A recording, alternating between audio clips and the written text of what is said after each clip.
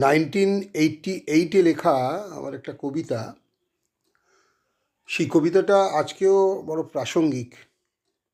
কবিতার নাম এখন বড় দুঃসময়। কোনো কক্ষই এখন শূন্য থাকে না, কিন্তু প্রত্যেক নারী যদি বাগদত্তা হয়, তো ব্যক্তি স্বাধীনতা জিইয়ে রাখতে আমরা জন্মদাতার সঙ্গে কোনো রকম আপোষ করব না।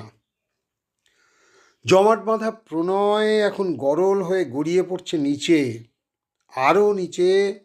আমরা অস্তিত্বহীন ভালোবাসার আংটি বিক্রি করে সেই অর্থেই দেহের ব্যবসা খুলেছি।